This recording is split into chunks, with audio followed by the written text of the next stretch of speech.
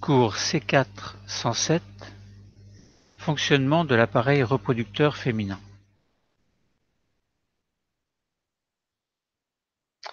Deux jeunes filles discutent à propos des règles. L'une d'elles pense que les règles se déclenchent lorsque l'on fait du sport. Les vibrations font saigner les ovaires. Son amie pense qu'elle a tort. Nous allons essayer de comprendre comment fonctionne l'appareil reproducteur féminin et voir si la première jeune fille, a raison ou a tort. Est-ce que c'est vraiment le sport qui fait que des règles vont se déclencher, ou est-ce qu'il s'agit d'un autre phénomène? Commençons par étudier les documents.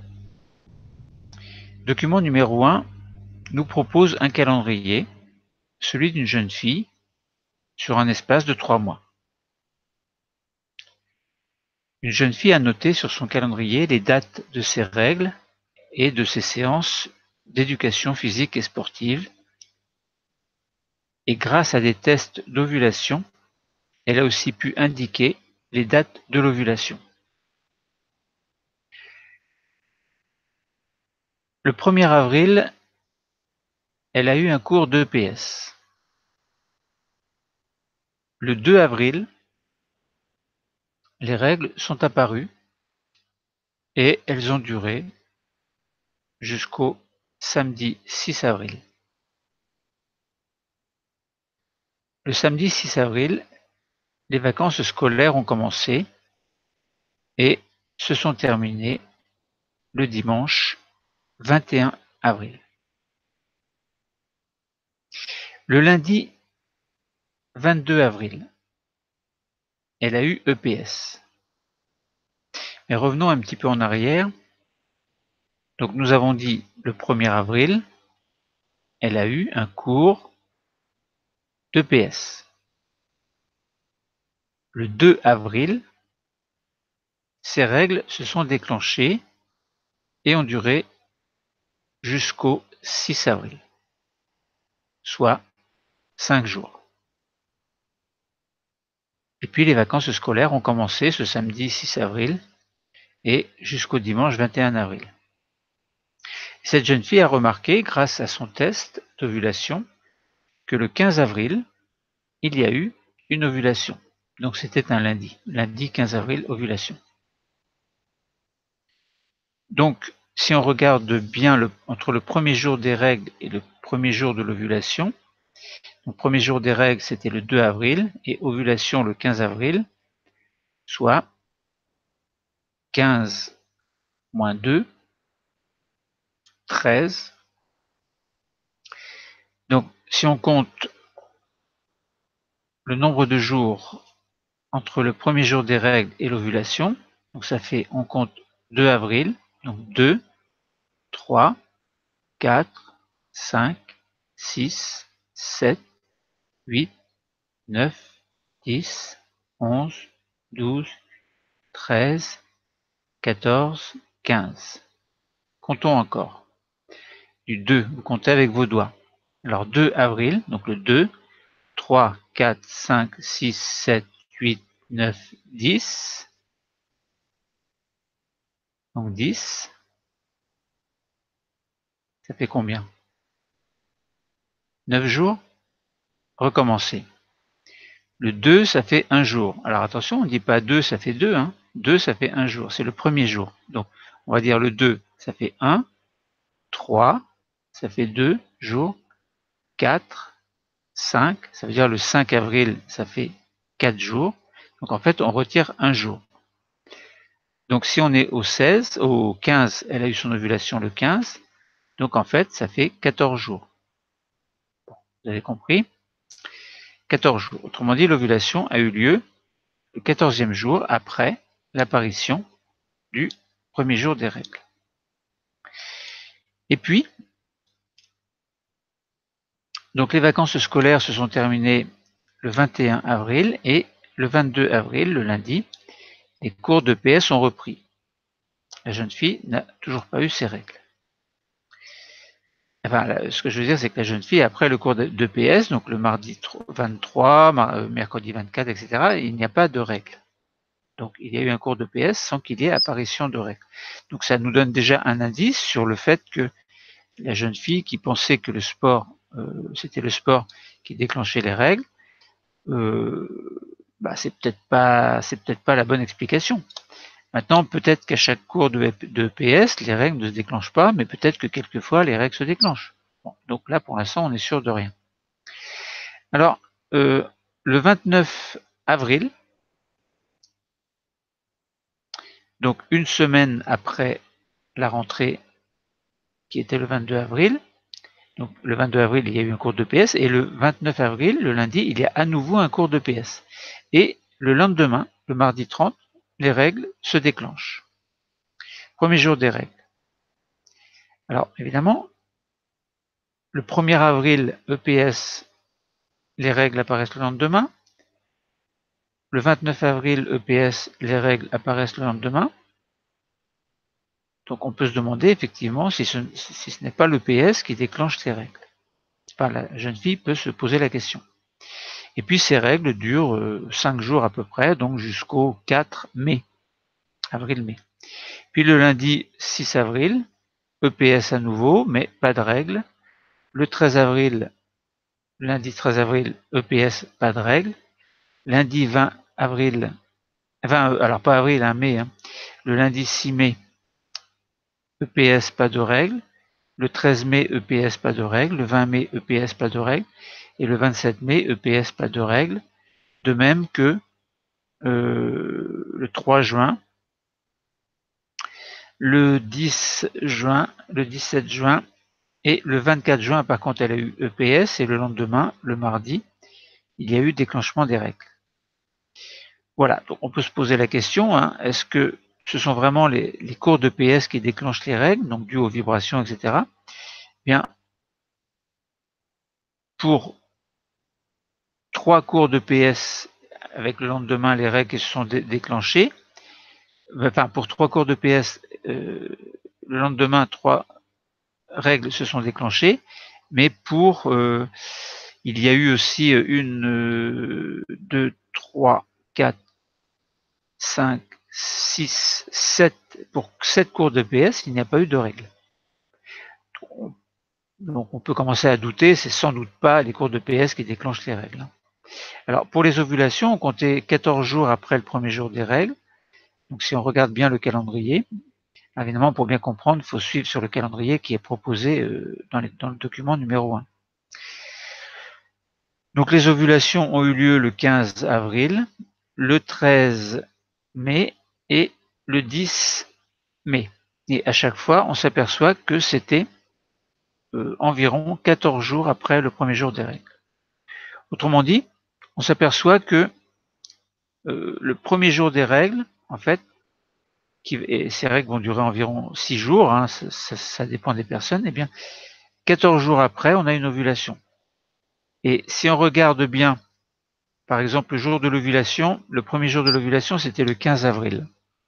Et on va regarder combien de jours se sont passés avant que les premières règles apparaissent. Donc 15. Donc le 15, c'est l'ovulation. Donc on compte 16. Donc on va faire 1. Donc 15, 16, ça fait 1. 17, 18, ça fait 3. Donc on va faire 18, 3, 4, 5, 6, 7, 8, 9, 10, 11, 12, 13, 14. Et 14 est le 15e jour après l'ovulation, les règles se déclenchent.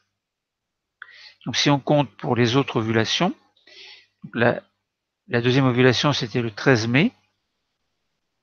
Donc si on compte 13, alors 14 ça fait 1, 2, 3, 4, 5, 6, 7, 8, 9, 10, 11, 12, 13, 14.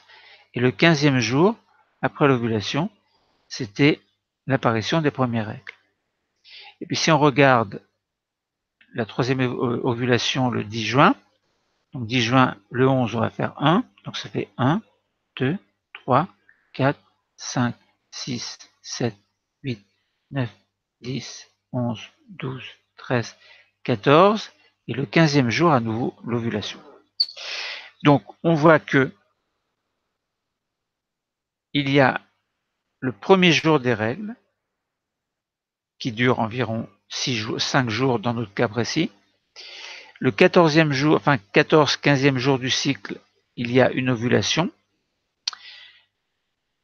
14-15 jours après, également, nouvelle apparition des règles.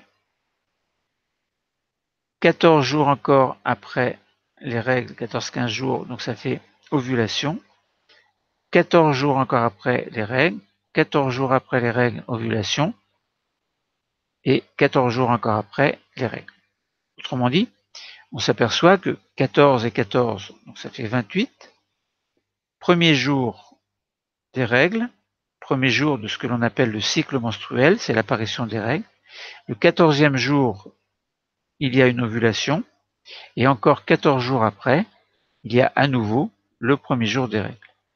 Autrement dit, chez la femme, il y a, donc là on a raisonné sur 3 cycles, en fait il y a 3 cycles que l'on va dire menstruels. Ça veut dire que, alors menstruel, ça veut dire que un écoulement sanguin se fait, donc tous les 28 jours.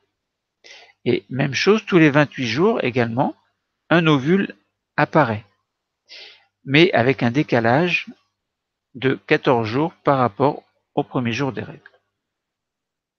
Voilà, c'est clair, hein, je répète une dernière fois. Jour numéro 1 d'un cycle chez la femme, qui doit durer 28 jours. Donc jour numéro 1, premier jour des règles. Jour 14, ovulation. Jour 28, premier jour des règles, égale jour numéro 1 du cycle suivant. Jour 14, ovulation. Jour 28, apparition des règles, égale premier jour du troisième cycle. Voilà. Bon, je pense que vous avez compris. Et dans votre cas, il serait bon en fait de prendre un calendrier et de noter chaque fois que vous avez les règles qui apparaissent et noter les jours de l'ovulation, sachant que c'est à peu près le 14e jour et qu'il y a des indices qui permettent de savoir quand l'ovulation se produit. Alors, dans le document numéro 2, on nous montre l'évolution de l'épaisseur de la muqueuse utérine au cours d'un cycle. Alors, c'est quoi une muqueuse utérine? Eh bien, si on regarde dans le Dicoscience, c'est une couche superficielle de la paroi interne de l'utérus. Couche superficielle de la paroi interne de l'utérus. Donc, dans le document numéro 2, on nous montre l'évolution de l'épaisseur de la muqueuse utérine au cours d'un cycle. Un cycle, c'est-à-dire un cycle de 28 jours. Donc, on voit un graphique. Sur l'axe des ordonnées, il y a l'épaisseur de la muqueuse que l'on exprime en millimètres, donc qui va de, donc on commence par 0 et 1, 2, 3, 4, 5, 6, 7, on va jusqu'à 7 mm. Sachant que, en regardant sur l'axe des ordonnées, l'épaisseur 0 n'existe pas, mais il y a toujours une épaisseur, enfin il y a au moins une épaisseur de 2 mm, pour une épaisseur maximale de 7 mm à peu près. Donc, si on regarde en fonction des abscisses, les abscisses c'est le temps qui est exprimé en jours. Donc, comme il s'agit d'un cycle, on raisonne sur 28 jours et on regarde comment évolue la muqueuse utérine au niveau de son épaisseur. Sur le schéma, le jour numéro 1, on voit du rouge au-dessus de la muqueuse utérine, qui est un schéma ici. Et ce rouge symbolise en fait les premières règles, donc l'apparition des règles. Et ces règles, on voit sur le schéma qu'elles durent à peu près 6 jours, 5-6 jours. Ensuite, il y a une flèche qui nous montre une observation au microscope que nous allons regarder tout à l'heure. Et on voit au niveau de la muqueuse utérine des espèces de branchages. Alors ce ne sont pas des branchages évidemment. Là on peut se poser la question, c'est quoi tout ça? Alors on pense peut-être vaisseau sanguin. Bon, donc l'épaisseur de la muqueuse, elle était à peu près, alors le premier jour, elle était, c'est-à-dire le 28e jour, attention, le 28e jour, mais égal premier jour du cycle suivant. Hein. Donc le premier jour, l'épaisseur était à peu près à 4 mm, et puis le 7e jour, l'épaisseur est minimale, elle est à 2 mm. Puis, entre le 7e jour et le 22e jour à peu près, cette épaisseur augmente régulièrement pour atteindre une épaisseur maximale de 7 mm le 22e, 23e jour. Pareil, on a une flèche qui nous montre une observation microscopique, nous verrons cela tout à l'heure. Et ensuite, à partir du 22e jour, l'épaisseur rediminue, et puis arrivé le 28e jour, à nouveau, les règles apparaissent, donc une partie de cette muqueuse va être expulsée à l'extérieur, avec son réseau sanguin. Alors si on lit la légende, le début du cycle correspond aux règles. Elle est constituée de lambeaux de muqueuse utérine et de sang. Donc quand on dit il y a les règles, il n'y a pas que du sang. Il y a aussi des petits morceaux de muqueuse utérine qui se sont détachés. Lorsque la muqueuse utérine est épaisse, elle est très riche en vaisseaux sanguins. Donc ça veut dire les espèces de petites choses que l'on voyait, les espèces de petits arbres qui ne sont pas des arbres, mais en fait ce sont des vaisseaux sanguins. C'est un réseau de vaisseaux sanguins. Par convention, le premier jour des règles correspond au premier jour du cycle de l'utérus.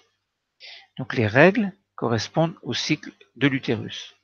Alors, il ne faut pas oublier qu'il y aura aussi le cycle de l'ovaire qui correspondra au cycle de l'ovulation en fait. C'est-à-dire tous les 14e jours du cycle, il y aura une ovulation. Donc là, si on regarde sur le schéma le 14e jour, on s'aperçoit que l'épaisseur de la muqueuse utérine est à peu près à 4 mm. Alors cette épaisseur, elle augmente pourquoi? Parce que s'il y a le 14e jour une fécondation, c'est-à-dire si un spermatozoïde va féconder un ovule, eh bien ensuite la cellule œuf qui aurait subi un certain nombre de divisions va venir s'implanter dans cette muqueuse utérine de manière à faire ce que l'on appelle la nidation, c'est-à-dire que l'embryon va pouvoir se développer dans l'épaisseur de la muqueuse utérine qui va augmenter régulièrement de manière à nourrir au mieux, mais ça nous n'allons pas en parler aujourd'hui, de manière à nourrir au mieux l'embryon puis le fœtus. Alors il y aura formation du placenta en parallèle évidemment, mais ça c'est pas l'objet du cours aujourd'hui. Donc on voit que si on regarde le cycle de l'utérus, il y a une variation de l'épaisseur entre le premier jour des règles et le 28e jour du cycle égale premier jour des règles suivantes. Sachant qu'il y a une épaisseur optimale le 21e jour pour éventuellement proposer entre guillemets à la cellule œuf qui s'est divisée et a formé un petit amas de cellules une bonne implantation, c'est-à-dire une bonne nidation. Donc voilà pour le... Ah oui, donc on avait deux flèches qui nous montraient une observation au microscope de la muqueuse utérine. Alors, premier schéma, alors bon, il faut s'y connaître pour le savoir, mais on voit qu'il y a sur cette observation microscopique des espèces de petites taches violacées, en fait, qui se détachent. Et ce détachement, eh bien, va être entraîné, enfin, ces espèces de petits lambeaux de muqueuse vont être entraînés à l'extérieur en même temps qu'un écoulement sanguin se fait. Donc ça, c'était un schéma de la muqueuse au moment des règles, c'est-à-dire entre le premier et le 5-6e jour du cycle. Et puis le deuxième schéma que l'on nous montrait, une observation au microscope, c'était le 22e jour du cycle à peu près, lorsque la muqueuse utérine avait une épaisseur importante. Eh bien, on voit qu'il y a une épaisseur importante, relativement importante au microscope, et qu'il y a une espèce de dentelle qui forme cette épaisseur. Alors on ne sait pas trop ce que c'est parce que c'est pas précisé, mais on imagine qu'il y a des vaisseaux sanguins à l'intérieur. Ça veut dire que la muqueuse est assez épaisse, et puis là, ça ne correspond pas à des lambeaux qui vont se détacher. Bon, voilà pour le document numéro 2, qui nous apprend que sur un cycle de 28 jours, l'épaisseur de la muqueuse utérine est variable. Essayons maintenant de proposer une ou des hypothèses pour résoudre un problème. Résoudre le problème, c'est que dans le document numéro 3, en fait, on nous met en évidence le contrôle de l'utérus. Alors, contrôle de l'utérus, qu'est-ce que l'on pourrait proposer comme hypothèse? Est-ce que le cycle de l'utérus est contrôlé par quelque chose? Et si oui, par quoi? Alors, on prend un lot de souris femelles pour étudier l'action des ovaires et du cerveau sur l'utérus. Alors, il faut bien penser, ovaire, c'est l'endroit où sont produits les ovules. L'utérus, on a vu que c'est l'endroit où il y a la muqueuse utérine d'épaisseur variable selon le jour du cycle de 28 jours. Et le cerveau, lui, est situé quelque part dans la tête. Bon. Donc, vous voyez, entre les ovaires, l'utérus qui sont proches les uns des autres, et le cerveau, il y a quand même une certaine distance. Alors, chez la femme, la teneur du sang en certaines hormones cérébrales augmente fortement à partir de la puberté. Donc, des hormones cérébrales, donc ça veut dire du cerveau, vont augmenter, enfin leurs teneurs vont augmenter lorsque la puberté commence. Donc, comme il y aura plus d'hormones au niveau du cerveau, on peut se dire, est-ce qu'il y a une relation entre ces hormones et l'appareil reproducteur chez la femme, c'est-à-dire ovaire et utérus, ou pas? Est-ce que ces hormones, est-ce qu'au niveau du cerveau, les hormones n'ont rien à voir? Alors, essayons de comprendre l'expérience qui a été faite. On prend une souris témoin. On ne fait aucune intervention. Au niveau de la muqueuse utérine, il y a un développement normal. Et les ovaires ont une activité normale, c'est-à-dire que au niveau de la muqueuse utérine, développement normal, donc chez la souris comme chez la femme, il y a une variation de l'épaisseur de la muqueuse utérine au cours du cycle. Alors, chez la souris, c'est pas forcément 28 jours, peu importe. Au niveau des ovaires, l'activité est normale chez la souris témoin, ça veut dire que les ovules sont émis régulièrement. Ensuite, dans l'expérience numéro 1, on fait une ablation des ovaires. Alors, une ablation, c'est quoi? C'est une opération qui va consister à retirer un élément du corps. Donc, quand on dit une ablation des ovaires, ça veut dire qu'on les enlève.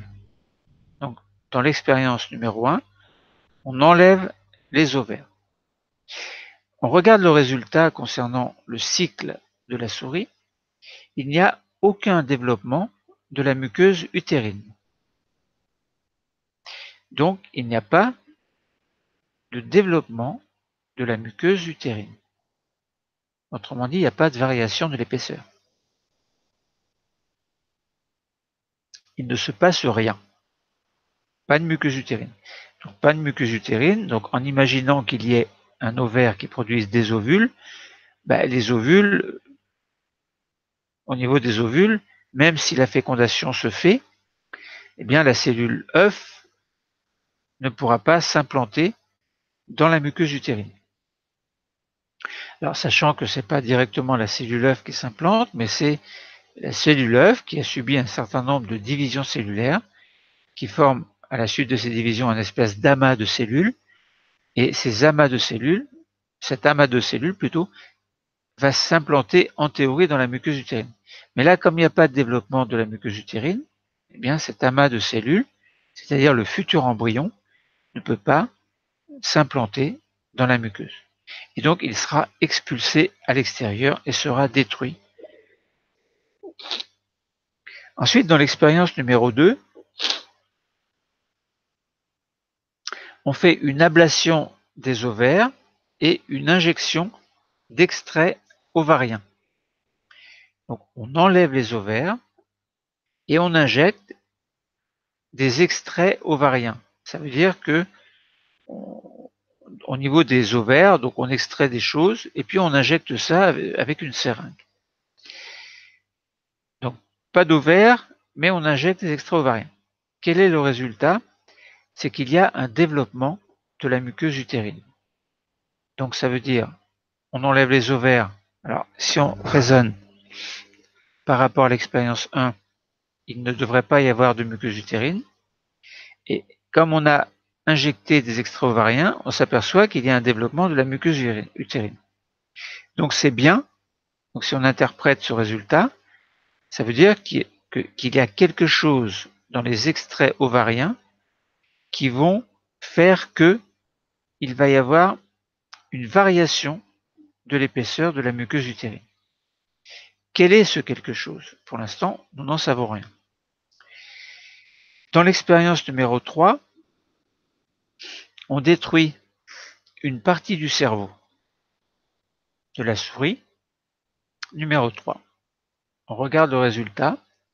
Il n'y a pas de développement de la muqueuse utérine et il n'y a pas d'activité ovarienne.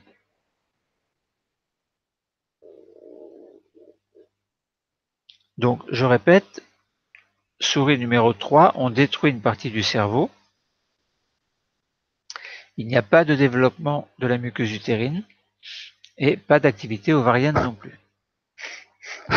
Alors, donc ça veut dire quoi? Donc si on interprète, ça veut dire que le cerveau détruit, du moins une partie, fait que la muqueuse utérine n'a pas de variation d'épaisseur, pas de développement, et les ovaires n'émettent pas leurs ovules. Donc on en déduit que une partie du cerveau doit contrôler le fait que la muqueuse utérine va avoir une variation d'épaisseur, d'une part. Et d'autre part, cela veut dire que le cerveau contrôle aussi l'activité de l'ovaire, c'est-à-dire le fait que ces ovaires doivent régulièrement libérer un ovule. Donc, si l'on fait le bilan de ces trois expériences, on a vu dans la souris témoin, on ne fait rien, on laisse la nature faire. La muqueuse et les ovaires ont un développement et ou une activité normale. Dans l'expérience 1, pas d'ovaires. Dans l'expérience 2, pas d'ovaires mais extrait ovarien. Dans l'expérience 3, on enlève une partie du cerveau. Eh bien, expérience 1, pas de muqueuse. Donc ça veut dire que les ovaires agissent sur la muqueuse. Donc ça veut dire que les ovaires contrôlent le développement de la muqueuse. C'est ce que nous permet de comprendre l'expérience numéro 1. Puisque par rapport à l'expérience numéro 2, on a bien retiré les ovaires, mais on a mis des extraits ovariens. Donc ça veut bien dire que les ovaires contrôlent la muqueuse utérine. Puisque lorsque l'on met les extraits ovariens, la muqueuse utérine se développe bien. Donc les expériences 1 et 2, du moins leur interprétation, nous permettent de comprendre que l'ovaire contrôle le développement de la muqueuse utérine. Donc ça veut dire que l'ovaire aurait au moins deux rôles, celui de libérer les ovules et celui de contrôler la muqueuse utérine. Alors on peut se dire comment est-ce que c'est possible? Qu'est-ce qu'il y a dans ces extraits ovariens qui fait que le contrôle de la muqueuse est possible? Donc c'est dans les extraits ovariens que la muqueuse, qu'il y a ce quelque chose. C'est quoi ce quelque chose? L'expérience numéro 3 nous montre qu'une partie du cerveau détruite fait qu'il n'y a pas de développement de la muqueuse utérine et pas d'activité ovarienne. Donc ça veut dire que le cerveau contrôle à la fois la muqueuse utérine et l'ovaire. Donc le cerveau contrôle deux choses, mais comment est-ce que c'est possible? Tout à l'heure, on a dit les ovaires contrôlent la muqueuse, et là on dit le cerveau contrôle la muqueuse utérine et l'ovaire. Pourquoi est-ce qu'on dit ça? Parce que si on détruit le cerveau, il n'y a pas de développement de la muqueuse, pas d'activité ovarienne. Donc si on ne détruit pas, ça veut dire qu'il y a développement de la muqueuse et activité ovarienne. Donc ça veut dire que le cerveau contrôle la muqueuse et l'ovaire. Et la muqueuse est contrôlée par les ovaires. Donc comment est-ce qu'on pourrait s'en sortir? Alors, il faut faire des hypothèses, évidemment. On peut faire l'hypothèse, on peut faire plein d'hypothèses. On ne va pas reprendre les expériences les unes après les autres. Et là, on peut très bien faire l'hypothèse, qui sera peut-être la bonne, que le cerveau contrôle à la fois la muqueuse utérine et l'ovaire, et que l'ovaire contrôle la muqueuse utérine. Donc, de ce fait-là, on peut penser que le cerveau contrôle l'ovaire et que l'ovaire fonctionnant, puisqu'il est bien contrôlé par le cerveau, l'ovaire fonctionnant correctement, alors il peut peut-être contrôler alors la muqueuse utérine. Ou alors peut-être que le cerveau contrôle la muqueuse utérine et l'ovaire de manière indépendante. Et l'ovaire, lui, contrôlerait également la muqueuse utérine.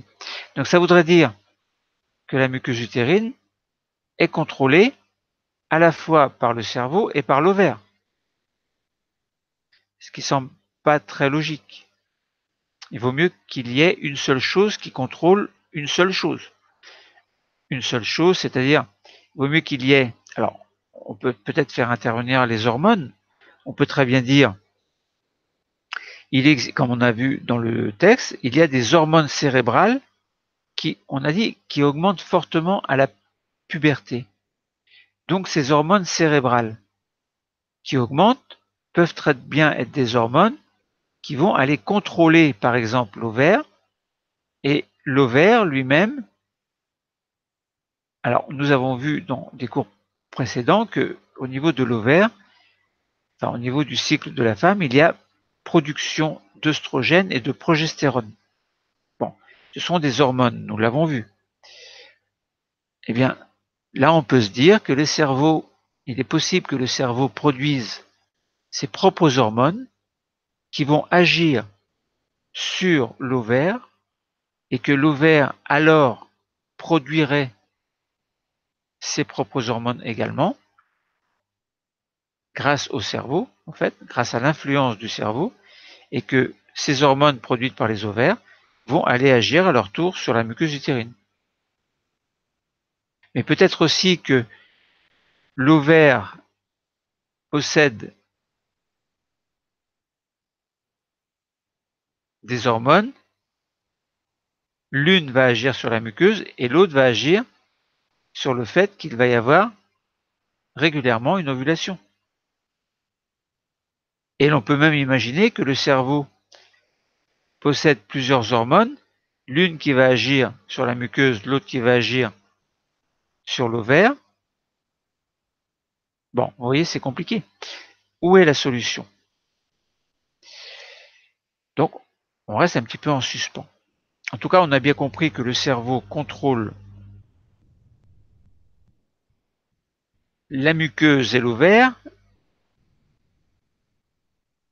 ou du moins interagit d'une manière ou d'une autre, et que l'ovaire, on sait bien qu'il contrôle la muqueuse. Bon, on sait bien que les hormones cérébrales augmentent à la puberté, donc nous allons essayer de nous en sortir dans le document numéro 5.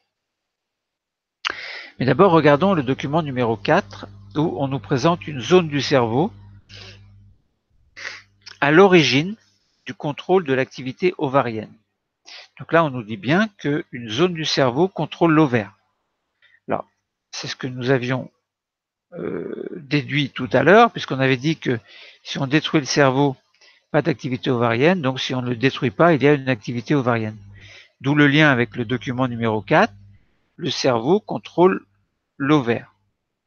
Donc cette petite zone qui va contrôler l'ovaire va agir sur les ovaires par l'intermédiaire d'hormones cérébrales. Donc autrement dit, dans le cerveau, on a une petite zone, des hormones cérébrales y sont produites et vont aller agir à distance sur les ovaires. Alors, ça répond un petit peu à la définition d'hormones, dans le sens où les hormones sont des substances produites par un organe. Ces hormones vont passer dans le sang et vont aller agir à distance sur un autre organe, après avoir été transportées par le sang. Donc cet organe, ce deuxième organe, va modifier son activité grâce à l'arrivée des hormones. Donc du coup, on a bien la définition d'une hormone. Maintenant là, on nous dit que l'on nous montre une zone du cerveau qui est à l'origine du contrôle de l'activité ovarienne. Donc ça sous-entend qu'une hormone cérébrale va être produite par cette zone du cerveau, elle va passer dans le sang et elle va aller agir à distance sur les ovaires pour modifier leur fonction, dans le sens où il faut qu'il y ait régulièrement une ovulation. Donc c'est une hypothèse, mais elle est plausible. Ensuite, essayons de comprendre le document numéro 5, où on nous présente des hormones ovariennes et le contrôle de l'activité de l'utérus. Alors, on nous dit, il y a un graphique concernant la teneur sanguine en hormones ovariennes en fonction des jours du cycle. Donc, un graphique que nous allons étudier après. Et dans le texte, on nous dit que à partir de la puberté, les ovaires sécrètent, c'est-à-dire produisent, deux types d'hormones sexuelles. Alors ça, nous l'avons vu dans un cours précédent. Quelles sont ces hormones? Je vous laisse un petit temps de réflexion. Alors si vous avez le document devant vous, vous pouvez lire qu'il s'agit des œstrogènes et de la progestérone. Donc deux hormones, hormones œstrogènes et hormones progestérone. Pourquoi deux hormones? Ces hormones interviennent notamment dans le développement des caractères sexuels secondaires.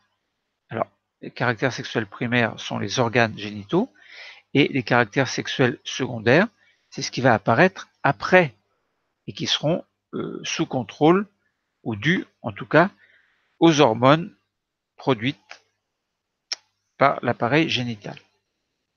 Par exemple, la mue chez le garçon, l'apparition des poils, etc.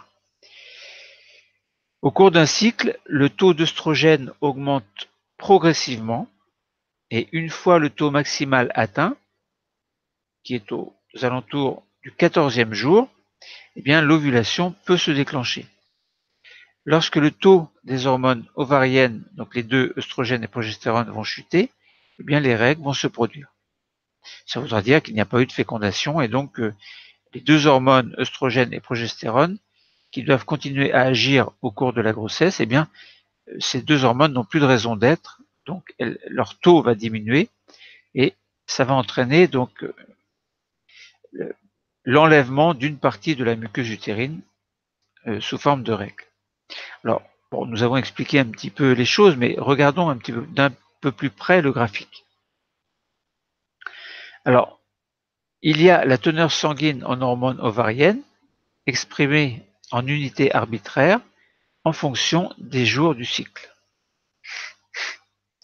Alors, on nous représente un cycle de 28 jours. On part du jour numéro 1 pour arriver au jour numéro 28 qui est égal au jour numéro 1. Commençons par regarder la courbe verte. Il s'agit de la variation, enfin en tout cas de la quantité d'œstrogène produite au cours du cycle menstruel. Alors, je vous laisse regarder un petit peu. Alors, les œstrogènes sont produits par quel organe? Eh bien, par les ovaires. On a dit que les ovaires produisent deux hormones, œstrogène, progestérone. Alors, la courbe verte. On s'aperçoit que, alors si on raisonne à partir du premier jour du cycle, le taux d'œstrogène est pratiquement, bon, il est très faible. Il n'est pas nul, mais il est à 1 en unité arbitraire, et il reste à 1 jusqu'au 12, 11, 12, 13e jour, où là, il commence à augmenter, et la teneur maximale en œstrogène se fait le 13e jour. Et on s'aperçoit que le 14e jour, il y a l'ovulation. Donc un jour après, la teneur maximale en œstrogène, teneur maximale aux environs de 4. Et puis ensuite, cette teneur en œstrogène diminue jusqu'au 18e, 19e jour à peu près, pour réaugmenter encore un petit peu le 22e jour à peu près, et diminuer à nouveau fortement pour se retrouver à un taux très bas le 28e jour, donc le premier jour du cycle suivant, et on recommence après. Donc ça veut dire qu'il y a une variation de la teneur en œstrogène avec deux pics, un pic le 13e jour, donc un jour avant l'ovulation, et un pic le 22e jour à peu près, et on s'aperçoit que ce 22e jour correspond à un pic de progestérone. Jusque-là, la progestérone, enfin du moins les premiers jours du cycle, en fait jusqu'au 14e jour, 13e jour à peu près, en fait, la quantité de progestérone était très faible. Elle était de 1 à peu près, même pas de 1, de 0,5. Et ensuite, à partir du 13e jour, sa quantité a brusquement augmenté pour être maximale au 6e jour.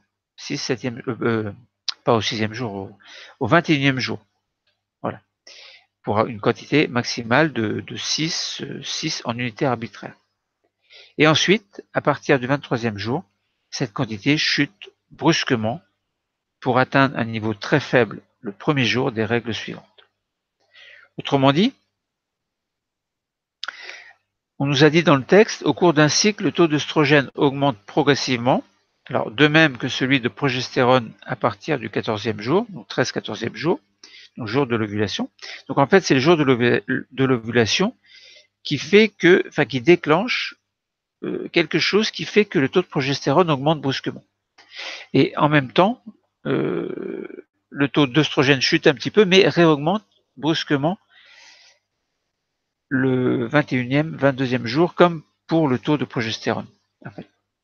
Donc une fois le taux maximal qui est atteint autour du 14e jour, l'ovulation se déclenche. Alors, concernant le taux maximal d'œstrogène. Donc l'ovulation se déclenche, et lorsque le taux des deux hormones ovariennes chute, alors qu'ils ont été maximales, enfin importants du moins le 23e jour, donc le taux va chuter, et donc les règles vont recommencer. Alors l'apparition des règles prouve qu'il n'y a pas eu de fécondation, évidemment. Donc là, évidemment, on peut se dire, bon, bah, c'est bien, on a compris que les ovaires produisent deux hormones, œstrogène, progestérone, dont la teneur va avoir une importance, puisque un pic d'œstrogène déclenche, enfin une variation importante d'œstrogène du moins, déclenche, enfin une variation importante dans le sens une augmentation importante de la teneur en œstrogène le 14e jour, avec une valeur de 4, donc déclenche le lendemain, en fait, l'ovulation. Voilà. On peut se demander, le cerveau, en quoi le cerveau intervient, puisqu'on a dit que le cerveau intervient. Mais là, on n'a pas de réponse. On ne peut pas inventer les réponses tant que nous n'avons pas de nouveaux documents. Donc nous allons comprendre la relation entre le cerveau et la régulation des hormones sexuelles lors de cours ultérieurs. Bon, voilà, donc beaucoup de choses concernant les expériences entre le carnet,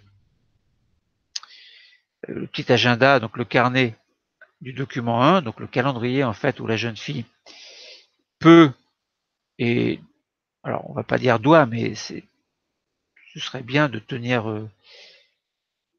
à jour un agenda concernant les cycles chez la femme.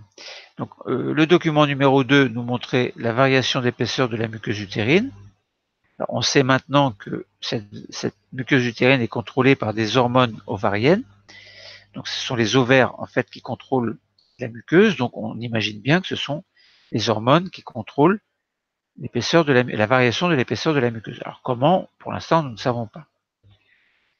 Ensuite, nous avons vu dans le document numéro 3 une expérience qui montrait que les ovaires contrôlaient la muqueuse utérine et que le cerveau contrôlait, alors directement ou indirectement en tout cas, la muqueuse utérine et l'activité ovarienne.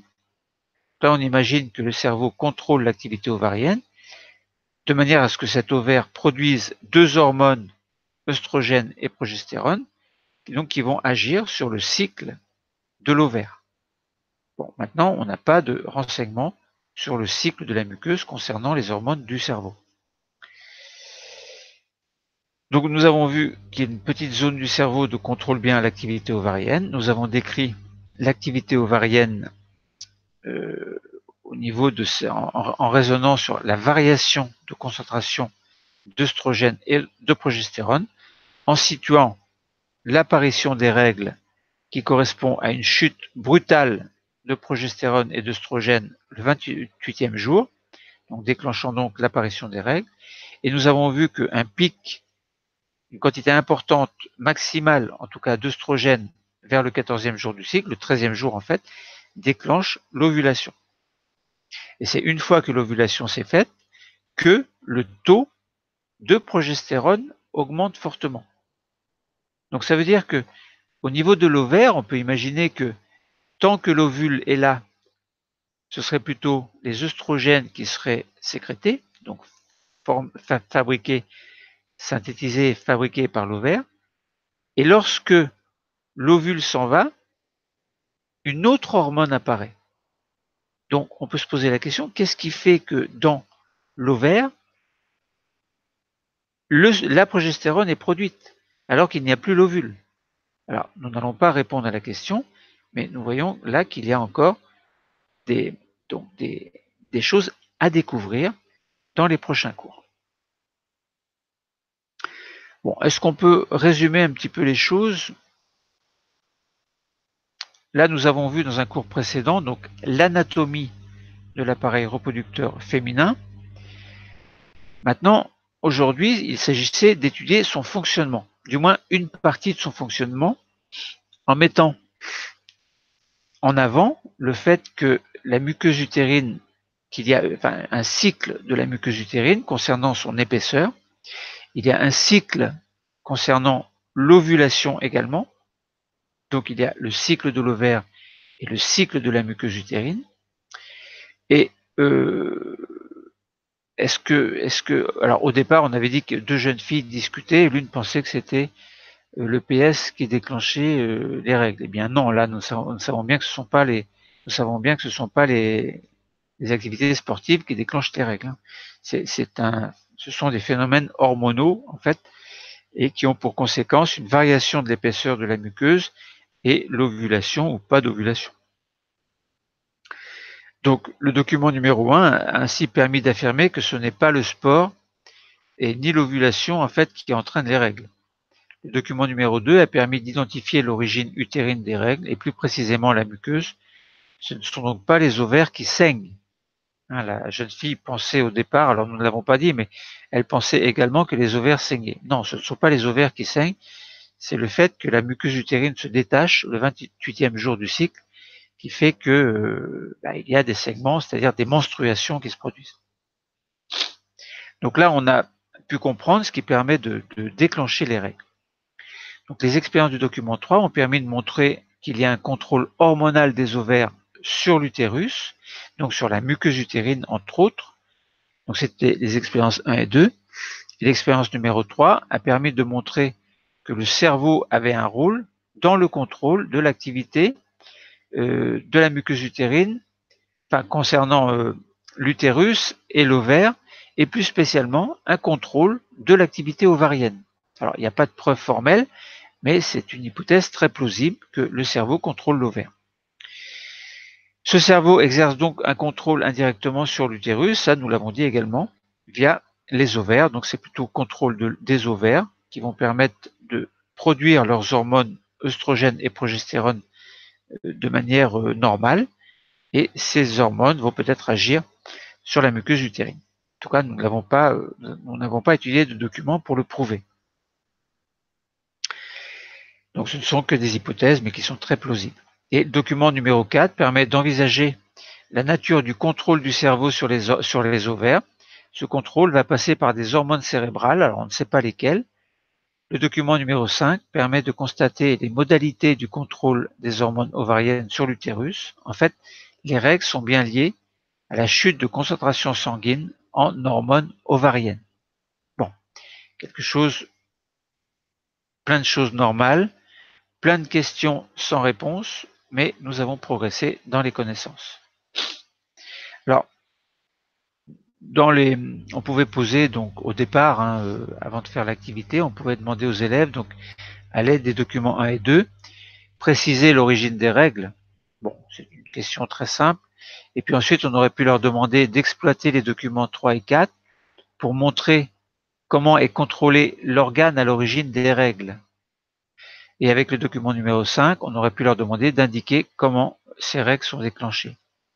Alors pour les réponses, les règles, alors on répète en fait, les règles ne se déclenchent pas quand une fille fait du sport, comme pouvait le penser la première jeune fille, car on constate que les règles ont une fréquence de 28 jours, alors que les séances d'EPS sont hebdomadaires, c'est-à-dire chaque semaine, sauf pendant les vacances scolaires, dans le document numéro 1, c'est ce que nous avons vu en tout cas.